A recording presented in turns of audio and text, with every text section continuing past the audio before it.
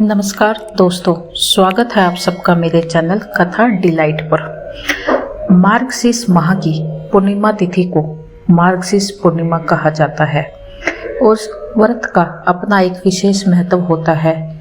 लोग भगवान विष्णु का आशीर्वाद पाने के लिए इस पूर्णिमा के दिन व्रत उपवास करते हैं। साथ ही इस दिन दान करने से भी पुण्य फल प्राप्त होता है।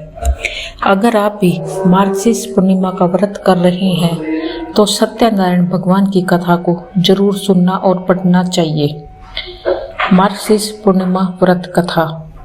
पुरानी कथा के अनुसार एक बार नारद जी भगवान विष्णु के पास बहुत ही दुखी होकर पहुंचे और कहा कि उनसे दुखी मनुष्य के कष्टों को देखा नहीं जा रहा है। उन्होंने भगवान से कहा कि आप कोई ऐसा आसान उपाय बताइए जिससे कि लोगों का कल्याण हो। यह सुनकर भगवान श्री हरि ने कहा कि जो भी व्यक्ति संसारिक सुख और मृत्यु के बाद मोक्ष प्राप्त करना चाहता है उसे श्री सत्यनारायण भगवान की पूजा और व्रत करना चाहिए। भगवान विष्णु ने फिर सत्यनारायण व्रत के बारे में विस्तार से बताया। सत्यनारायण कथा का प्रारंभ भगवान विष्णु और नारद जी के वार्तालाप से होते हुए श्री हरि के सत्यनारायण व्रत और पूजन की विधि के वर्णन के साथ राजा उल्कामुख, गरीब लकड़हारा, निर्धन ब्राह्मण, साधु वैश्य, लीलावती, कलावती, धनवान व्यवसायी, राजा टुकड़ध्वज और गोपगणों की कथा तक है। कथा का सार ग्रहण करने से यह निष्कर्ष निकलता है कि जिस किसी ने सत्य के प्रति श्रद्धा विश्वास किया है उन सबके कार्य सिद्ध हुए हैं।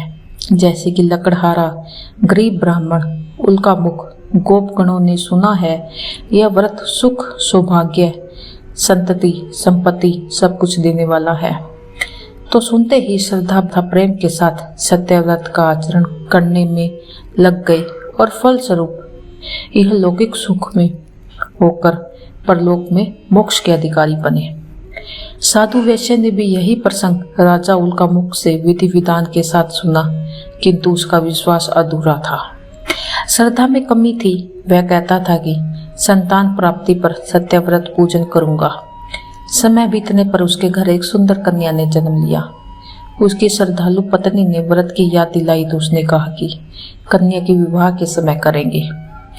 समय आने पर कन्या का विवाह भी हो गया, किंतु उस वैश्य ने व्रत नहीं किया। वह अपने दामाद को लेकर व्यापार के लिए चल गया। उसे चोरी के आरोप में राजा चंद्रकेतु द्वारा दामाद सहित कारागार में डाल दिया गया। पीछे घर में चोरी भी हो गई थी। पत्नी लीलावती पुत्री कलावती भिक्षावृत्ति के लिए विवश हो गई। एक दिन कलावती ने किसी विप्र के घर भी श्री सत्यनारायण का पूजन होते देखा तो घर आकर माँ को बताया। माँ श्रद्धा से व्रत पूजन कर भगवान से पति और दामाद के शीघ्र वापस आने का वरदान मांगा। श्री हरि प्रसन्न हो गए और स्वप्न में राजा को दोनों बंदियों को छोड़ने का आदेश दे दिया। राजा ने उनका धन धान्य तथा प्रचुर द्रव्य देखकर उन्हें विदा किया। घर आकर पूर्णिमा और संक्रांति को सत्यव्रत का जीवन प्रयत्न आयोजन करता रहा। फलतः सांसारिक सुख भोग कर उसे मोक्ष प्राप्त हुआ। इसी प्रकार राजा टुकड़ध्वज ने भी वन में गोपगणों को श्री सत्यनारायण भगवान का पूजन करते देखा, किंतु प्रभुता में मदद में चूर राजा न तो पूजा स्थल पर गया, न दूर से प्रणाम किया और न ही गोपगणों द्वारा दिया प्रसाद ग्रहण किया। परिणाम यह हुआ कि राजा के पुत्र, धन धान्य, अश्व गजादि सब नष्ट हो गए।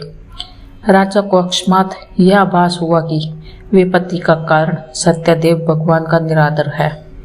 उसे बहुत पश्चाताप हुआ। वह तुरंत वन में गया। गोपगणों को बुलाकर काफी समय लगाकर सत्यनारायण भगवान की पूजा की।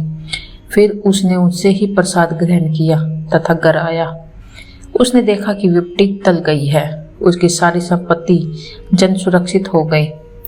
राजा प्रसन्नता से भर गया और सत्यव्रत के आचरण में निरत हो गया और अपना सारा जीवन भगवान को अर्पित कर दिया। श्री सत्यनारायण व्रत से ही हमें शिक्षा मिलती है कि सत्य रूप ब्राह्मण जीवात्मा रूप में हमारे अंदर विद्वान है। हम सब सत्य के ही स्वरूप है, पर माया के वश में आकर नष्ट होने वाली वस्तुओं को संग्रह करने की सोचकर संसार में मगन हो रहे हैं।